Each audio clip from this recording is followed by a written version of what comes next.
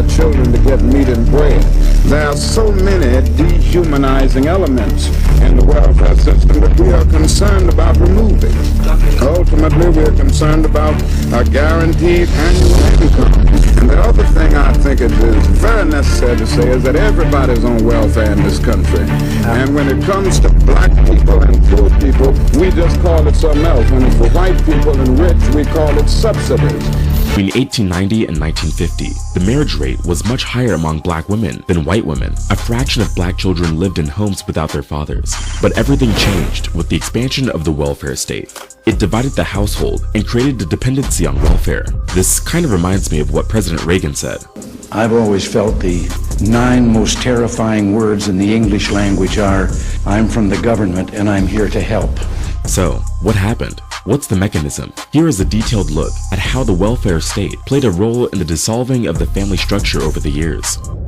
People say that the breakdown of traditional family units, family structures, is a byproduct of black poverty, not just because there is no man to support the family financially, but also because women tend to earn less than men on average. Of course, the connection between the two is there, but it goes deeper than that. Welfare was a mean little business. It was designed to get people by in a pinch.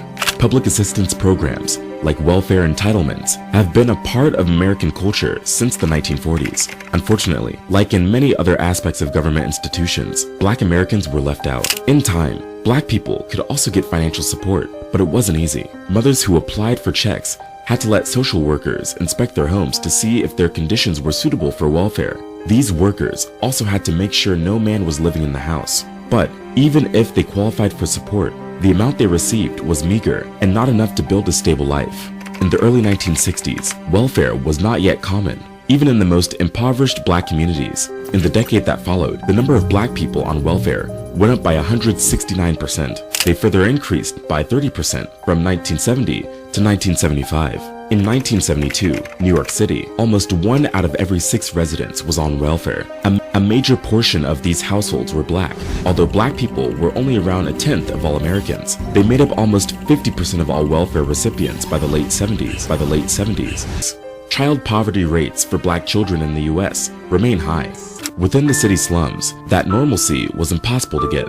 Black children barely knew their fathers, and most were raised by unemployed and unmarried mothers. In the 1950s and 60s, things got even worse for black families. Welfare checks incentivized single mother households, and there was one rule that ruined it all: the man in the house rule. Black families have long been the victims of income inequality and bad government policies. The irony, of course, is that conservatives pushed black mothers to break their families to get welfare. Before 1968, many states and administrative agencies created and enforced the man in the house rule. This rule basically meant that if there is a working or healthy man in the house, the government can't help you. And they would go as far as to send welfare workers to visit the homes without warning to check if a man was present. If they found any evidence whatsoever, families lost their welfare benefits. Over the years, the welfare state started dissolving the family structure, slowly but surely. A man who can't get a decent job and provide a substantial income suddenly believes that his family is better off without him. So, if a man were to lose his job, he literally had to leave the house so his children could get government surplus peanut butter, beans, and cheese.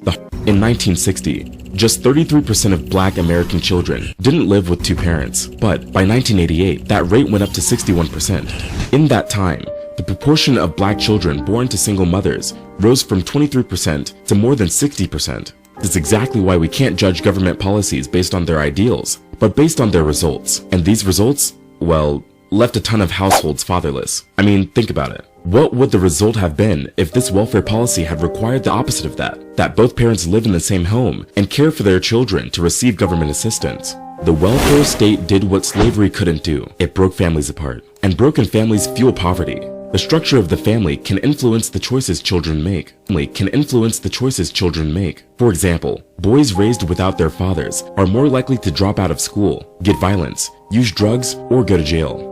Girls are more likely to have a child out of wedlock or engage in sexual activities at a very early age. These children are also more prone to mental health problems, which can affect them. I want to give all the praises and the honor to Yahweh Bahashem, Yahweh Shai Bahashem, Recha HaKodash, and double honors to the elder apostles and the bishops of Great Millstone. Honors as well to you, brethren, you fellow believers of this truth, and shalom to the elect. I want to touch on this video Abaratazah, Lord willing, the video turns out to be edifying. One of the younger brothers in my camp did a video.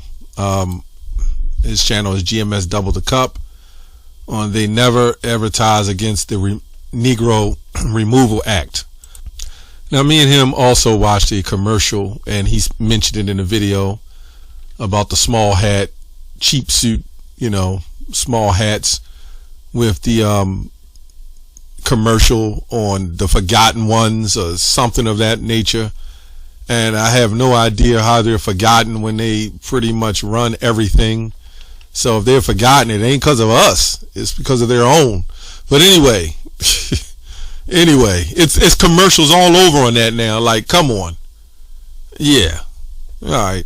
See, we don't care about them remembering us. The Lord has already set it up. Our people don't care about slavery. They don't care what happened anymore. All they care is about the dollar, right? And cereal. I don't think they eat cereal anymore. Or the dollar and McDonald's, right? That's all they care about. So, anyway, the Negro Removal Act, I actually went to that a little bit. Let's see if I can find it. Where do I have it up? The term Negro Removal Act is a phrase that describes the systematic destruction of black communities and property through urban renewal programs. And it says the federal government urban renewal program, which ran from 1949 to 1974, allowed local officials to clear out black neighborhoods. So you got to understand, everything that these people do is all in the manner of peace. Jeremiah 8:11, they have healed and heard of the daughters of my people saying peace, slightly saying peace when there is no peace. So you had a thing called gentrification. You had a thing called the Housing Act. Let me go to the Housing Act. Let me go there. And this person, other channel called Black Culture, brings out some interesting information along with some things that I've read as well. It says here, the Fair Housing Act of 1968 is a federal law that prohibits discrimination housing based on race, color, religion, sex, national origin, disability, and familial status. So when we see this very thing happen back in 1968, Lyndon Baines Johnson, who also signed in legislation that you couldn't speak on world affairs when you was when you're in a church. He the one's responsible for that 501c3. So you couldn't speak on like military affairs or world affairs or social affairs dealing with the government, right? So he's signing a lot of things. After Martin Luther King died, he signed in effect the Federal Housing Act, right? And this is where you'll see women with welfare and housing. And what's managed to happen out of the discrimination of race, sex, and social status or whatever, or color, they've managed to make a gender separation, which is sex, right? They're the ones violated that. But they could keep it because it was still of the same origin of people, if you know what I mean. So, they could say it's for the woman, right? And the men at that time, you felt like a less of a man if, you went against your children getting, extra benefits or help that she needed in the house. So you would, just like now, what they call toxic masculinity. Toxic masculinity is technically being, being soft on things that you can bring out, right? Things that you can speak on, that you won't speak on because you'll be looked at in society as somebody who's weak. That's when it becomes toxic. Just like now, you got the males' rights activists stepping up and saying, why are women getting 50% off on drinks? And this is very true. And then you got the feminists who goes back to the 1890s or whatever, in the 1900s, early to mid 1900s, pushed that movement of feminism. And then you roll that all together in the family home and the benefits, and then in the 1980s, the crack epidemic, and you got a big mess. And they rolled all of this stuff in on us at different times over a period of time, but they rolled all of this on us, man. And that totally destroyed us, right?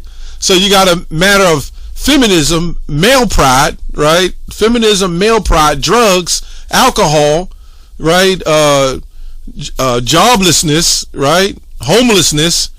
And you got all these things which create a whole bunch of mental illness. And then you can see why we all screwed up as a people. Now look at the generations that was raised without fathers. This is Generation Z has got to be the worst generation ever to walk the earth. These back then when we was going through hell, we had one another.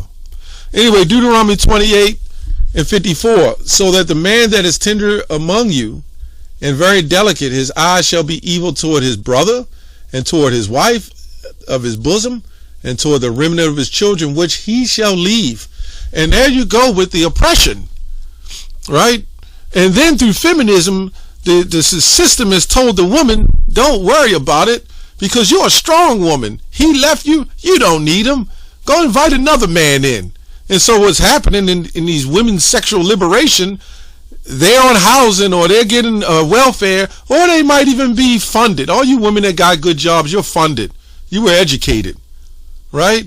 And so they roll men in and out the house, in and out the house. And over a period of time, they started cracking down on it because the women started having babies. So the Clinton administration said, well, you know what? Now you must go to work. And you know what happened? The woman went to work. And along with that and feminism, they don't need nobody. That was the whole plan. When we say this man is crafty, he's very crafty. Let's go to another scripture on that. Let me see if I can find it. 2 Corinthians 11:2. It says, but I fear lest by any means, as the serpent beguiled Eve, going back to Genesis, through his subtlety, so your mind should be corrupted from the simplicity that is in the Messiah. You know, this is why it's important to know the truth. So when we go to this word, what does it say here? Subtlety. It goes to the word craftiness, and we look at craftiness 38:54. This is what it says. Craftiness, shrewdness, is used to describe a form of cleverness or skill that is often associated with deceit or trickery. You do know the NAACP, I believe he was talking about, is owned by those very people that is talking about that they shouldn't be forgotten and they need to be remembered. Yeah, all right. Anyway, deceit or trickery, it implies a shrewdness that is not necessarily positive, as it is often involved manipulation or deceitful practices. This is why we call this man what we call him. And all these other groups and people, they have a problem with us telling you that this man is who he is. You know? The demon on the earth. The term is used highlighting the contrast between godly wisdom and worldly cunning, right?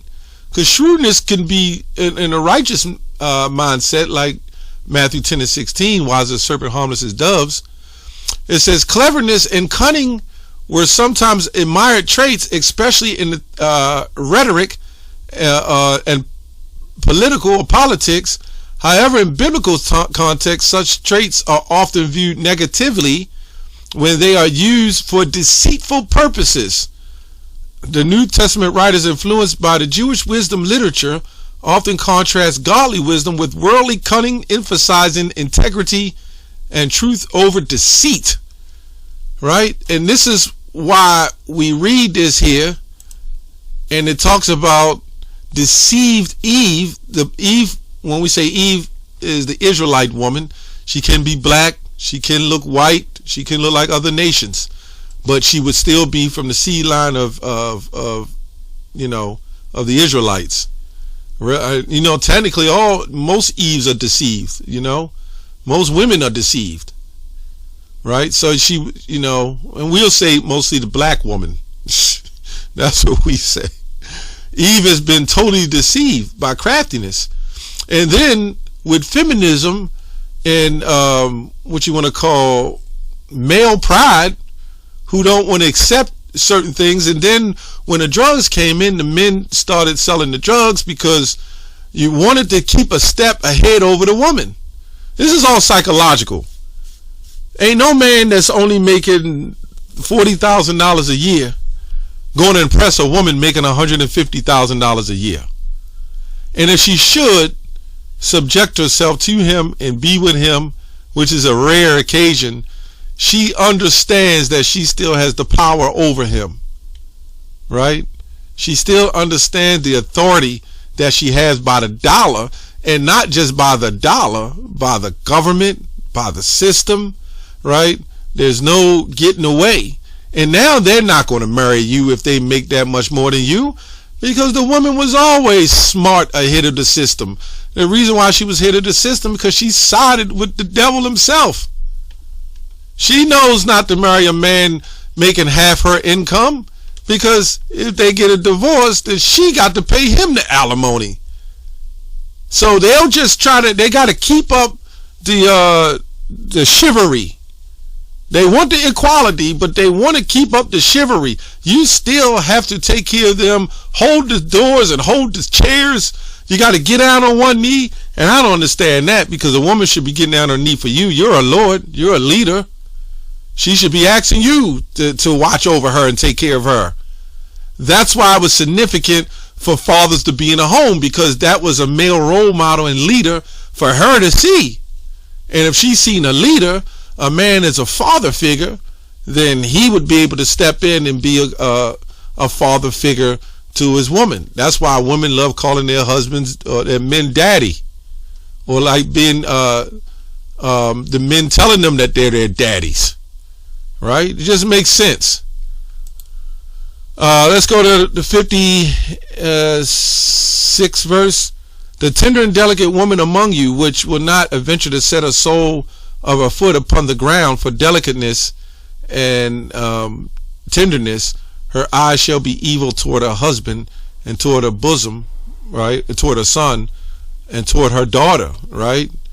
And they're telling the daughters, you can wear whatever you want. You can do whatever you want. Freedom, liberty. This is the example of why you got the squeegee kids out there and how things are going. And it's just all a mess. This is why we need the Lord to come save us. I read a little bit of this article here. The black urban ghetto was created in the 19th, in the early 20th centuries due to deliberate actions taken by white Americans to isolate African Americans spatially, and thus marginalizing them socially, economically, and politically. The impetus of their segregation was the great black migration out of the rural South into the cities throughout the country, which produced rapidly growing black populations and triggered a rise in tide of prejudice and discrimination and hardening residential color line. Right, in 1860, before the ghetto was consolidated, the average black-white dissimilarity, I guess that's how you pronounce that, dissimilarity index in 19 northern and southern cities was just 36. In 1890, the average black isolation index was 17. Northern cities was only 7. They just given the statistics. In the effort to keep the peace, the Baltimore City Council in 1910 passed a law setting aside certain neighborhoods for African Americans and others for whites. Legislations mandated separate the black and white neighborhoods quickly, spreading to other jurisdictions throughout the nation, and might have provided the basis for legalizing systems of apartheid, where it was not for U.S. Supreme Court, which is in 1917. Ruling declared laws mandating residential segregation to be unconstitutional, but by then it was already screwed up. So now you have people now lashing out Black Lives Matter. They don't understand what they mean or what's going on. They just see the injustice, and of course we know that George Cyril set that up. All these movements, the black movements, the things that are set up, they all got their hand in it. and to see if they got their hand in it, they can control the narrative and control the flow of the outcome. It's deeper than what we think.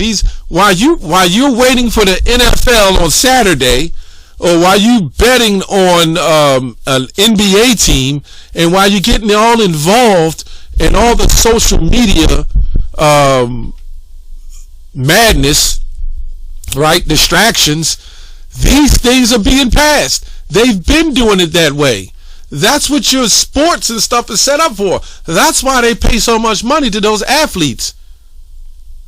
That is the biggest setup, right, of mental, right, when you get mentally, what I call it, mentally destroyed, right, mental distractions, MK Ultra, all that is all set up, and you people are just looking like, let's get the popcorn and the chips and sit around, and right under your noses things like this are happening.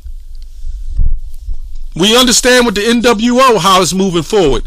They always bring it back to the bottom line under situations like this. This is why they pay that money, because if they can attract the majority of the people's attention, right, and take their focus away, then they can constantly push things in right under your seat, just for a few dollars.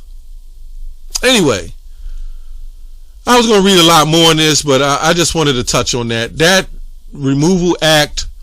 When you see the Fair Housing Act and these things and what you see going on, okay, it was to help so-called black families. To sum it up, what I was reading, they set up these situations to separate black families, white families, right? Obviously, black families wouldn't be profitable in these jobs and getting great income, so we were still poor. But then the prices in the stores and the food was still up. Your children needed good education, and then when you go to these schools, your children get laughed at because they don't have the proper shoes. But some of the other uppity black folk did all right. So you try to chase with the other people that you see who doing well. This is the same thing you see in rap music. They rap about all the money and the bouncing cars and the hookers and hoes, right? And then you look at it as a young man and you say to yourself, I want that. I want that lifestyle. But that lifestyle and them fraudulent videos is all funded by a system just for you to want that kind of lifestyle. So then they gave you the drugs.